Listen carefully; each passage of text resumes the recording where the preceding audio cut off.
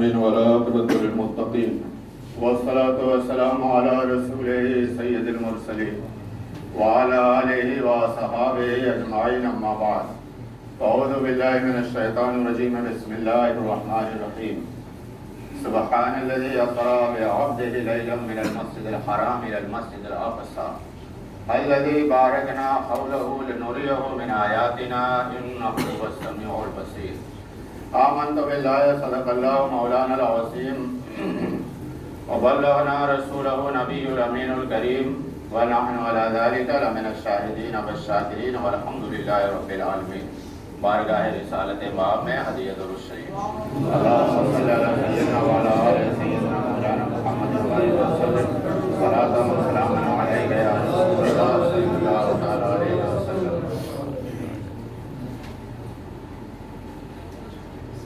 میں نے جو آیت مقدسہ پڑھی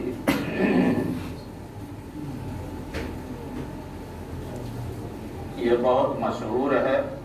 مشہور ہونے کے ساتھ ساتھ اس کا مفہوم بھی لوگوں کی سمجھ میں آ جاتا ہے. اس کا مفہوم کیا ہے؟ اللہ نے فرمایا پاک ہے وہ ذات جس نے اپنے بندے کو سیر کرائی رات کے تھوڑے سے حصے میں مسجد حرام سے مسجد اقصی تک، اور جس کے ارد گرد ہم نے برکتیں رکھی ہیں تاکہ اپنی نشانیاں دکھائیں.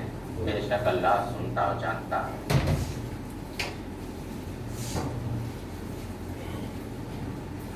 حضور کے شب معراج کا تذکرہ اللہ تبارک و تعالیٰ نے فرمایا ہے، اور آنے والی جمعرات کو ہے.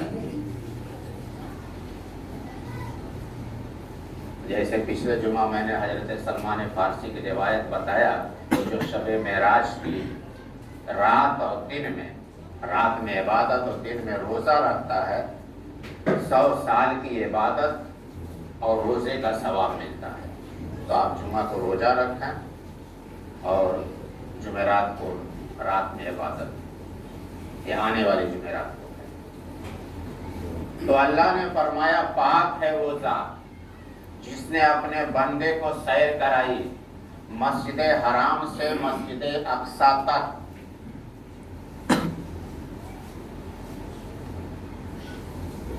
یہ جو سفر معراج ہے حضور صلی اللہ علیہ وسلم کی سیر ہے. ایک ہوتا ہے سفر، ایک ہوتا ہے سیر. سفر جو ہے آپ کو کہیں جانا ہو تو نظر منزل پر ہوتی ہے. آپ گھومتے پھرتے نہیں جائیں گے، اس لیے وہاں پہنچنا ہم کو ٹائم سے. تو آپ سیدھا جہاں پہ جانا ہے منزل پر وہاں پہنچے گے. اور سیر کے لیے نکلے ہیں تو گھومتے پھرتے، دیکھتے داکھتے، آرام سے چلتے ہوئے یہ جائیں گے. پوری داستان معراج یہ ہر سال بیان ہوتی ہے، برسوں سے بیان ہوتی آ رہی ہے، آپ زندگی بھر اسے سنتے رہتے ہیں. یہ مفہوم سب کو معلوم ہے. ہمارے لیے اس میں سبق کیا ہے؟ اللہ نے سیر کرائی. پاک ہے وہ ذات جس نے سیر کرائی. اللہ نے اپنی طرف منسوب کیا ہے.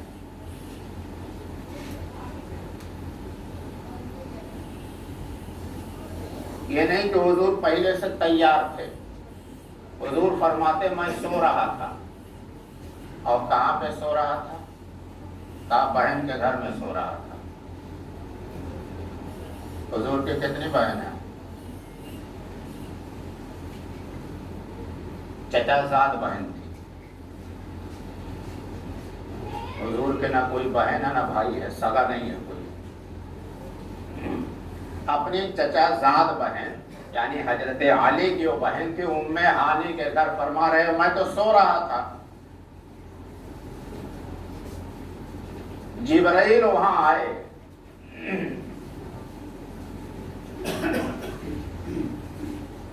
جگایا، اب اللہ کا پیغام پہنچایا. تو وہیں سے لے کر کے حضرت ام ہانی کے گھر سے لے کے نہیں چلے، فرماتے مسجد حرام میں لے کر کے آئے. اور یہاں حضور فرماتے ہیں حضرت جبرائیل نے میرے گلے سے، یعنی یہ سینے اور گلے کے درمیان میں یہ جو گڈھا ہوتا ہے، بارڈر ہوتا ہے، یہاں سے لے کر کے پیٹ تک چیرا اور قلب مبارک یعنی دل مبارک کو نکالا، آب زمزم سے دھویا، اور اس کے بعد فرماتے تشت میں ایمان و معرفت تھی، اس کو اس میں بھرا۔ لیکن یہاں دیکھنے کی بات یہ ہے، حضور بیان بھی فرما رہے ہیں، فرماتے میرا سینہ اطہر چیرا گیا، قلب مبارک نکالا گیا، اس کو دھویا گیا، یہ حضور بیان فرما رہے ہیں۔ اگر دل کے آپریشن میں ابھی اتنی ٹیکنالوجی ترقی نہ آئی ہو، لیکن آئندہ آئے گی، اس لیے نبی کا معجزہ ہے، اور جو نبی کا معجزہ ہوگا وہ عمل میں آئے گی، وہ بات دیر سویر وہ عمل میں آئے گی۔ بھلے ابھی یہاں تک نہ معاملہ پہنچا ہو، دل کا آپریشن تو ہونے لگا، وہ نکالا بھی جاتا ہے، سب کچھ کیا جاتا ہے، لیکن وہ آدمی دیکھ نہ رہا، ہوش حواس میں نہ ہو، یہ الگ بات ہے، لیکن یہاں تک پہنچے گا۔ نبی کا جو معجزہ ہوتا ہے وہ عمل میں آتا ہے۔ اور اللہ فرماتا ہے لے گئے مسجد حرام سے مسجد اقصی تک، تو سیر کی سنت کیا ہے؟ جب آپ بھی نکلیں سیر کے لیے یا کسی تجارتی سفر کے لیے یا کسی بھی سفر کے لیے، تو سنت کیا ہے؟ یا گھومنے کے لیے یا سفر کے لیے، یا کسی کام کے سفر سے نکلے یا گھومنے کے لیے نکلیں، تو سنت کیا ہے؟ اب اللہ کی مشیت کیا ہے؟ پہلے مسجد جائیں، 2 رکعت نماز پڑھیں، اور اس کے بعد جہاں جانا ہے جب وہاں پہنچے ہیں تو بھی مسجد جائیں، وہاں بھی کچھ نماز پڑھ لیں، جو بھی 2-4 رکعت 2 رکعت 4 رکعت جو بھی ہو سکے آپ سے۔ یہ مشیت الہی ہے جو سفر میں فرمایا گیا۔ اللہ نے اپنے محبوب کو سیر کرائی مسجد حرام سے مسجد اقصی تک، یہاں بھی نماز تھی، وہاں بھی جب پہنچے تو امامت کرائی۔ سفر معراج میں نماز ہی نماز تھی، یہ سنت ہے، یہ سنت بھی ہے، رب کی مشیت بھی ہے۔ جب بھی آپ نکلیں اس میں ہوتی کاہلی یہ ہوتی ہے، ہمارے یہاں کاہل کسی کی پیشانی پہ نہیں لکھا ہوتا، کاہل یہ ہوتا کہیں جب جانا ہوگا تو کمر پہ ہاتھ رکھ کے ادھر گھومے گا ادھر گھومے گا، اور جب عین ٹائم ہوگا تب گھڑی دیکھے گا پریس اٹھائے گا، گھڑی دیکھے گا بیگ درست کرے گا، آدھی چیز بھول جائے گا، جلدی جلدی بھاگم بھاگ پہنچے گا۔ وہی کام پہلے کر لے، کمر پہ ہاتھ رکھ کے بعد میں گھوم، تو پہلے سے تیار ہو کر کے مسجد آؤ۔ یہ جو اللہ نے فرمان دیا، مسجد میں 2 رکعت نماز، اس کے بعد جہاں جاؤ وہاں بھی۔ اور اس کے بعد ایک چیز اور یہی فرمایا اللہ نے، قرآن کی آیت ہے، رب نے پاک ہے وہ ذات جس نے اپنے بندے کو سیر کرائی مسجد حرام سے مسجد اقصی تک، مسجد سے سیر ہوئی مسجد تک، یہاں بھی حضور نماز شکرانے کی پڑھ کے گئے، وہاں بھی نماز پڑھائی، اور اللہ نے آگے فرمایا الذی بارکنا حولہ لنریہ من آیاتنا، اور اس مسجد اقصی کے ارد گرد ہم نے برکتیں رکھی ہیں۔ مسجد تو بابرکت ہوتی ہی ہے، لیکن مسجد اقصی کے ارد گرد اگل بغل میں آزو بازو میں فرمایا ہم نے برکتیں رکھی ہیں۔ تو برکت کیا تھی؟ برکت تو مسجد کے اندر ہونا چاہیے، اللہ نے فرمایا اس کے ارد گرد بھی برکت ہے۔ مسجد تو بابرکت تھی، وہ قبلہ اول ہے، پیغمبروں کی تعمیر کردہ ہے، ارد گرد برکتیں کیا تھی؟ کہا پیغمبروں کی قیام گاہیں، عبادت گاہیں، ان کی مزارات ہیں، یہ برکتیں تھیں۔ بیت المقدس یہ پیغمبروں کی جائے پیدائش اور جائے قیام تھا، ہزاروں پیغمبر وہاں تھے، تو ان کے قیام گاہ ہیں، عبادت گاہ ہیں، ان کے مزارات ہیں مسجد اقصی کے ارد گرد، اس کو اللہ نے بابرکت فرمایا۔ تو ایک چیز یہ بھی سمجھ میں آئی، جب آپ کہیں جائیں تو مسجد میں 2 رکعت نماز پڑھنے یا 4 رکعت نماز پڑھنے کے بعد اب پیغمبر کی مزار تو ملے گی نہیں، شاید ہی کہیں ملے، چند ہی پیغمبروں کی مزار ظاہر ہے، لیکن کسی اگر ولی کی مزار ہو تو نائب رسول ہیں، نائب انبیاء ہیں، تو برکت کے لیے وہاں جا کے فاتحہ پڑھیں، اپنے کامیابی جس چیز کے لیے آئے ہیں اس کی کامیابی کے لیے، خیر و عافیت کے لیے دعا کریں۔ یہ بھی آیت سے سمجھنا، اللہ نے برکتیں رکھی ہیں، ہاں وہاں جا کے بدمعاشی نہ کریں، اللہ سے دعا کریں، کچھ احسان ثواب کریں، اللہ سے دعا کریں، جس کام کے لیے آئے اس کے برکت کے لیے، کامیابی کے لیے، یا سیر و تفریح کے لیے آئے تو خیر و عافیت و سلامتی کے لیے دعا کریں۔ اور دوسری چیز، معراج ہوئی کہاں پر؟ جب حضور مکہ میں، جب ماننے والے بہت کم تھے، سادھارن بات تو مانتے نہیں تھے، اور معراج کی بات کون مانتا؟ آج سے 1400 سال پہلے کا معاملہ تھا، اور مکہ شریف سے بیت المقدس تک اس زمانے میں جو عام سفر گھوڑے و اونٹ کا ہوتا تھا لگ بھگ مہینے بھر کا راستہ تھا، اور راتوں رات ایک آدمی جائے اور آئے۔ باقی اوپر کا معاملہ چھوڑ دو، اگر یہیں تک کا بیان کیا جائے کوئی ماننے کو تیار نہیں ہوگا۔ تو مدینے میں معراج کرائی جاتی ہے اگر تو ماننے والے تمام تھے، لیکن مکے میں معراج کرائی گئی جب ماننے والے بہت کم تھے، مسلمان بہت کم تھے، معراج یہاں پر ہوئی۔ اور معراج کا پس منظر کیا ہے؟ یہ معراج جو ہوئی اس کے پہلے کے واقعات کیا تھے، پس منظر کیا تھا اس کا، یہ ہمارے سمجھنے کی چیز ہے۔ ام المومنین حضرت خدیجہ مکہ کی نہیں، پورے عرب کی مالدار ترین خاتون تھی، اور خاندان بھی مالدار تھا، صرف وہی نہیں مالدار، خاندان بھی مالدار تھا۔ ایک ان کا جو اثر و رسوخ تھا، اور حضرت ابو طالب کے، حضور کے چچا حضرت ابو طالب کی شخصیت جو تھی مکہ کے اندر، یہ ایک دو شخصیتیں ایک ڈھال بنی ہوئی تھی حضور کی۔ حضرت ام المومنین حضرت خدیجہ کا بھی انتقال ہوا، اور چند مہینے کے بعد حضور کے چچا حضرت ابو طالب کا بھی انتقال ہو گیا۔ 21 سال کے اندر میں دونوں شخصیتوں کا انتقال ہو گیا۔ جو دو ڈھالیں تھیں جو بچاؤ کر رہی تھی، وہ معاملہ ختم ہو گیا۔ پورے شہر میں، پورے ملک میں، پورے خطے میں صرف ایک آدمی توحید کا نعرہ بلند کرے، ماحول الگ ہو، قبائلی نظام ہو، تو دو شخصیتیں جو ڈھال تھی، جو لوگ تھوڑا بچاؤ کر لیتے تھے، یہ دونوں انتقال کر گئے۔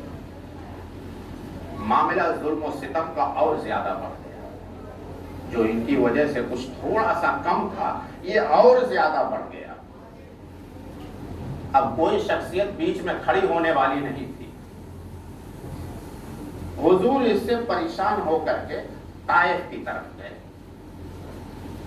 یہاں تو کوئی مان نہیں رہا، طائف چلے جائیں، دیکھیں جو ہو سکتا ہے کچھ لوگ وہاں راہ ہدایت پہ آ جائیں۔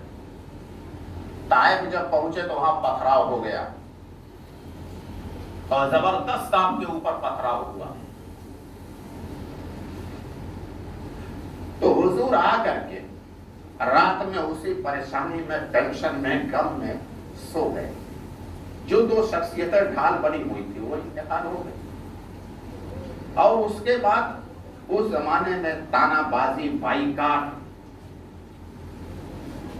گھر میں بچوں کا معاملہ، اور طائف گئے کسی وجہ سے کچھ لوگ رائے ہدایت پہ آ گئے، وہاں اس سے زیادہ مخالفت ہوئی، مکے سے زیادہ پتھراؤ ہو گیا۔ تو اسی غم میں سوئے ہوئے تھے، اللہ نے جبرائیل کو دوڑایا، کہا جا کے محبوب کو جگاؤ، ام ہانی کے گھر میں سو رہے ہیں، جا کے جگاؤ۔ اور جب آنکھ جبریل امین نے جگایا، اور جب آنکھ کھلی تو اللہ تبارک و تعالیٰ آپ کے ملاقات کا شوق فرما رہا، ملاقات کا مشتاق ہے۔ ایسے ٹینشن میں سیر ہوئی، نماز پڑھتے ہوئے گئے ہر جگہ، اور اسی شب معراج میں نماز عطا ہوئی، اور نماز عطا ہونے کے بعد معاملہ عروج پر پہنچا۔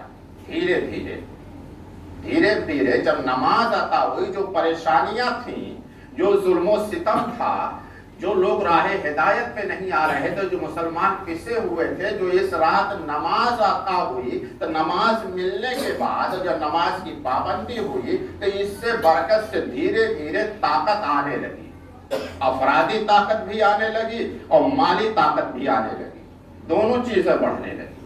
مکہ میں دونوں چیزوں کا بائیکاٹ تھا، کوئی مسلمان ہوتا تھا تو اس کے اوپر بھی آفت برس پڑتی ہے، اور مالی طور پر تو بائیکاٹ کیے ہوئے تھے۔ اور جب یہ نماز عطا ہوئی تو نماز کی برکت سے دھیرے افرادی طاقت بھی بڑھنے لگی اور مالی طاقت بھی بڑھنے لگی۔ یہ نماز کی برکت تھی۔ معراج کی رات میں نماز عطا ہوئی، اور نماز پڑھتے ہوئے حضور گئے اور نماز کی امامت کرائی، اور نماز جب عطا ہوئی تو یہ طاقت ملی۔ اس کے بعد اس کی برکت سے مدینہ میں مرکز بن گیا، دھیرے ترقی عطا ہوئی۔ تو شب معراج میں اللہ کا ایک پیغام یہ بھی ہے، تم اپنی زندگی میں کسی بھی طریقے سے ترقی چاہتے ہو، سکون چاہتے ہو، تو نماز کی پابندی کرو۔ جب معراج کا پس منظر یہ ہے، جو دو شخصیتیں سہارا تھیں، جب یہ انتقال کر گئی، جب ایک دم سہارا ٹوٹ گیا، تو اللہ نے نماز کا سہارا عطا فرمایا شب معراج میں۔ اور جب نماز کا سہارا ملا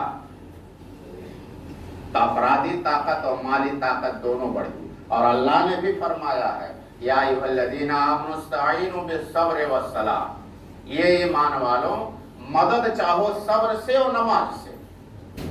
یہ صبر اور نماز، اللہ کی مدد، تم اس سے مدد چاہو کسی بھی پریشانی میں۔ اب یہ نہیں کہ ہم پڑھیں اور فوراً ہو جائے، دھیرے معاملہ ہو۔ تو شب معراج کا ایک پس منظر یہ بھی ہے، اس کا پس منظر جو تھا، اور جب یہ نماز عطا ہوئی تو یہ ترقی بڑھی۔ تو اس کو جو رب کی مشیت ہے، اس میں جو راز ہے، اس کو اپناؤ اپنی من۔ یہ رب کا تحفہ ہے۔ یہ معراج کی رات میں اس کے بعد سے مسلمانوں کو ترقی ملی، یہ نماز کی پابندی کرو۔ اور ایک چیز آیت میں اور بتایا، نماز سے ترقی کب ملے گی؟ اسی آیت میں یہ بھی بتایا، سبحان الذی اسری بعبدہ، پاک ہے وہ ذات جس نے سیر کرائی اپنے بندے کو۔ یہ نہیں کہا رسول کو لے گیا، نبی کو لے گیا، مصطفیٰ کو لے گیا، محبوب کو لے گیا، یہ نہیں کہا، بندے کو لے گیا۔ اس لیے نبی جو ہوتا، رسول ہوتا، یہ مخلوق کے لیے، ہدایت کے لیے منصب ہے، وہ رب کا بندہ ہی ہوتا ہے۔ پڑھتے نا کلمہ محمد عبدہ و رسول، حضور صلی اللہ علیہ وسلم اللہ کے رسول و بندے۔ تو نماز جو ہو، یہ اس میں اللہ سے بندگی کا تعلق مضبوط ہو، یعنی یہ نیت بندگی کی ہو۔ وہ نہیں کہ معاملہ جو ہے وہ کاروبار کا خراب ہو گیا تو مسجد میں چلے آئے، جب تھوڑا اٹھ جائے تو بھاگ کھڑے ہوں گے، اس بنیاد پر نہیں۔ وہ نماز جو ہو بندگی کا تعلق ہو، نہیں کوئی آفت برسنے پڑی مسجد میں اور تھوڑا جیسے غصہ کوئی بھاگ کھڑے ہو، تو آپ کی نیت کا پتہ چلتا ہے کہ کس لیے آئے تھے اور کس لیے گئے۔ تو یہ عروج اس وقت ہوگا جب بندگی کا تعلق مضبوط ہو، خالق سے بندے کا تعلق بندگی کا مضبوط ہو، یہ اس بنیاد پر ہو۔